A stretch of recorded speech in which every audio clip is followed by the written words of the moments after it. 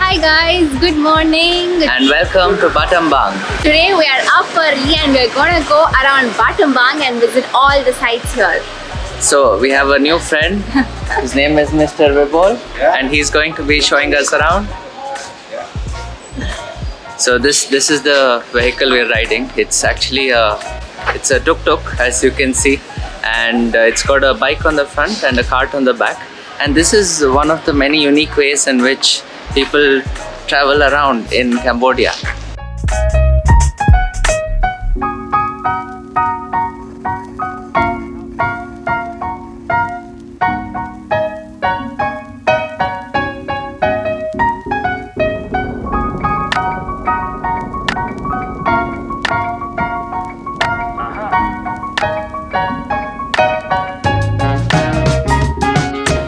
So our first stop is Bamboo train. It's a very fun thing to do apparently here in Battambang, and it's also like the most iconic thing here.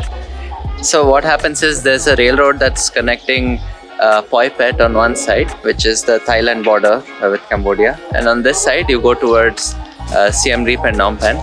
So this line that runs across the city, the locals have found a fun way to make it a tourist attraction. So a lot of visitors, a lot of travelers who come to Battambang enjoy this experience. So they assemble a little bamboo train on the rails, and then with a small engine they take you across for about 5-10 kilometers, and then they bring you back. We are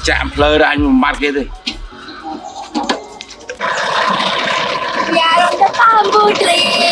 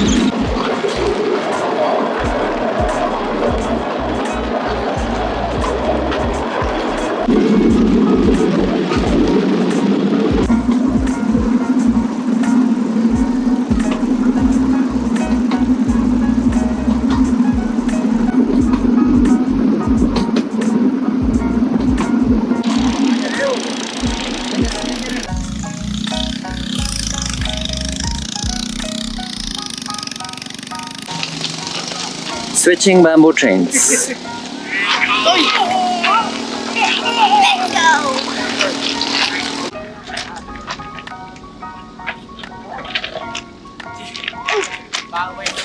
Let's go.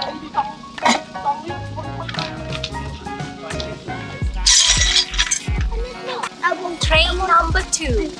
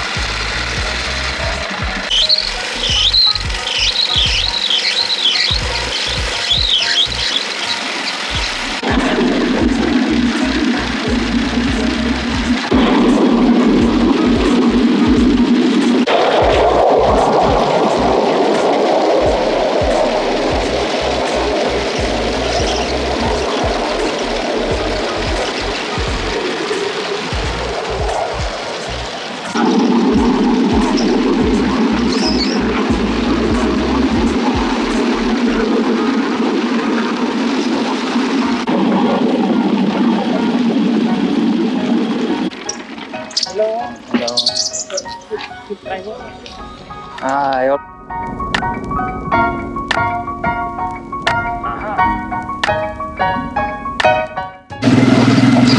the move again to the next stop.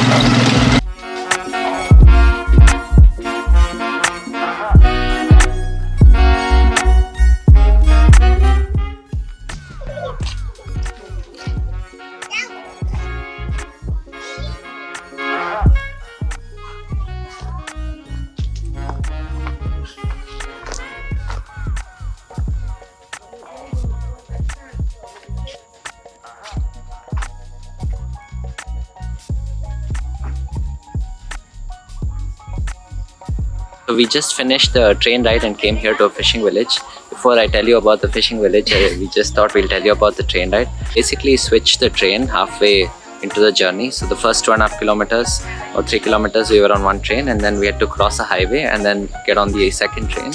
And that went towards like a little settlement where there was a bunch of shops. And then the entire journey, like, it was very nice, but once we got to the small village, they were asking us to, buy something. Yeah, they stopped almost for 15 to 20 minutes. They said it would be a very quick stop. Time, they kept trying to sell us something, kept trying to sell us Then fruits. when they noticed that we weren't willing to buy, they started to give us fruits saying it's free. And then we knew how it works, so we were a little more prepared. But when they start offering free things, it's not really free. Yeah. So anyways, we kept it as it is. We didn't eat it. Towards the end of the 15 minutes, the lady came over and she was like, you have to tip the driver. I said, we've already paid for the ticket.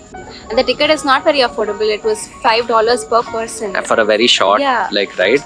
But okay, regardless, we said okay and just continued to sit. Once we came back to the station where we switch trains. They did ask a couple of times, but then we just told we've already paid. Yeah, we said we've already walked paid. out. Yeah. And then we again came to the Ending point. final end point. And then we were asked for tip there again. So yeah, that part is a little unpleasant, but it's okay. The people are quite nice. Otherwise, they didn't really cause any harm in that sense. They didn't cause when any we said harm, no, but it made our experience a little uncomfortable. It would have been much more nicer if none Yeah. of these were there, and because they had taken the money from us upfront.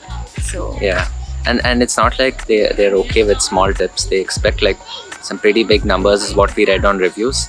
But yeah, thankfully, I think since we were the very first set of people arriving there, and there were a lot of tourists waiting by the time we ended up at the train station, they didn't really make a fuss because they wanted our train more than anything else. So now we are at the fishing village. This village is built on the banks of a river, and this spot is famous because all the people here, basically the villagers, they build their houses and everything on board. That means on the river. What's interesting is they do a lot of fishing here, but the fishes are like they're bred inside a net. The net is tied to the bottom of the boat. So what happens is with the river flowing, the fresh water is always coming, but the net keeps all the fish in the same place, and so that way they don't have to really struggle to catch fish, and the fish all stay in one place. And then they use this fish to sell, to eat, and basically earn a living and live a life. So it's quite interesting because this fishing village is a Muslim fishing village, and what we learned is that there's about 20% or so of Muslims in Cambodia, and it's a very interesting mix of two cultures like Islam and Khmer. Very serene and beautiful. Of course, it's not the cleanest because of the plastic, but it's still very quiet and peaceful. Yeah.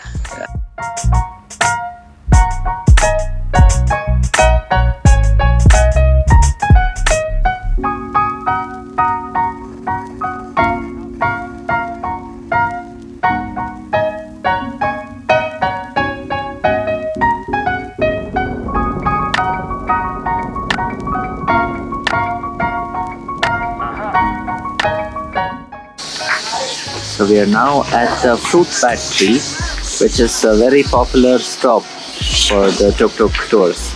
So basically all of these bats there, they are fruit bats, and they hang upside down all day long and feast on fruits which grow on these trees. Okay, we are now at a little market, and there's a temple behind. There's a fruit factory right in front, and this temple I think is like one of the local specialties here. A lot of people are coming here to pray. I definitely don't see any travelers or tourists. So it's definitely the real, raw, authentic side of Cambodia.